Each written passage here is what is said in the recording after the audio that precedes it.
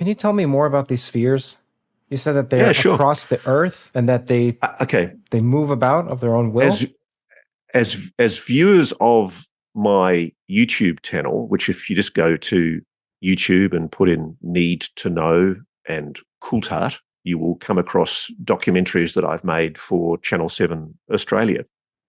And in one that I made in 2022, I interviewed a guy in Texas called Jim Marlin, who told this incredible, and I emphasize, extraordinarily, almost unbelievable story about this metallic sphere that he has possession of. And How large are these spheres? I beg your pardon, sorry. Sorry, how large are we speaking of? The sphere that he had is sort of, it's about that big. Okay. I think it's, from memory, it was about 40 to 50 pounds.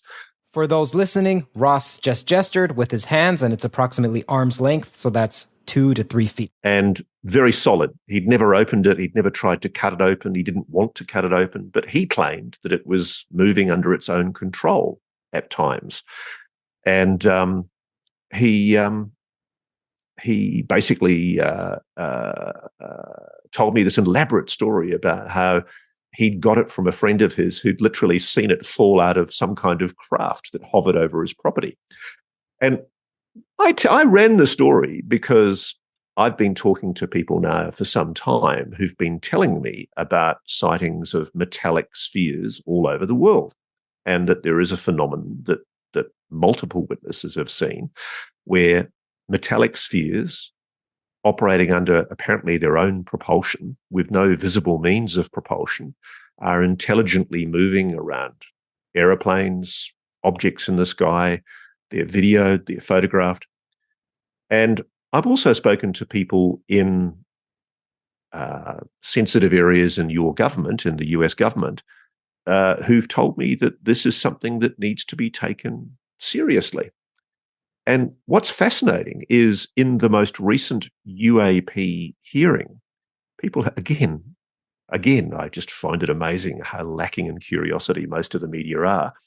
Dr. Sean Kirkpatrick, the head of ARO, the All Domain Anomaly Resolution Office, the Pentagon's UAP investigation office, somewhat begrudgingly admitted that, yes, there are anomalous metallic spheres doing anomalous things, moving in anomalous ways that have been seen all over the world that they cannot explain.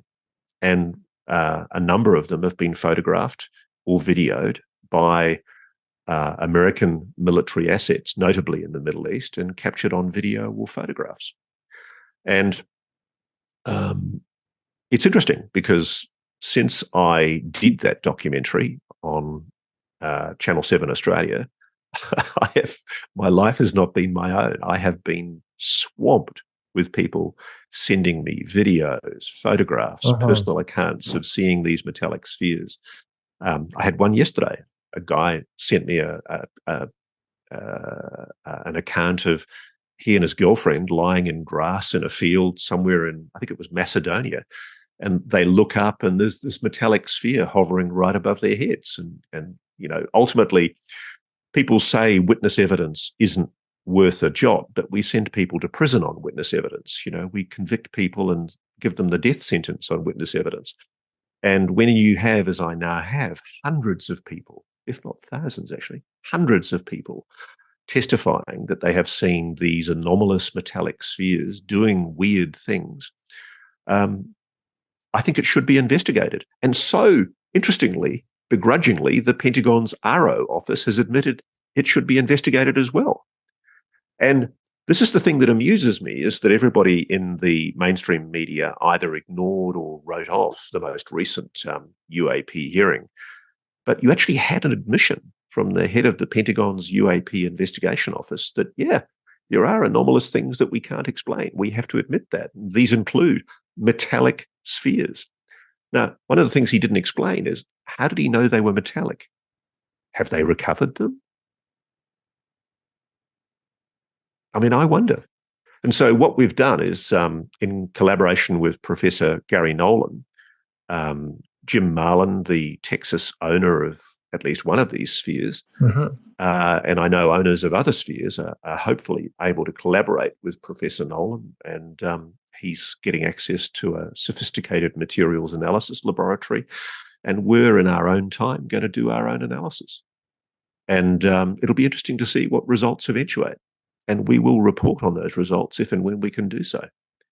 And I think, frankly, that's what's got to happen here, because I suspect, well, I know that the US government knows a lot more about these metallic spheres than it's prepared to let on.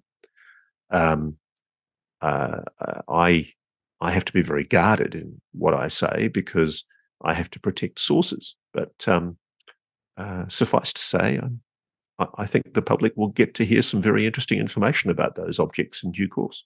What's the timeline on that? What's the progress look like so far? Don't know. Can't comment. Okay.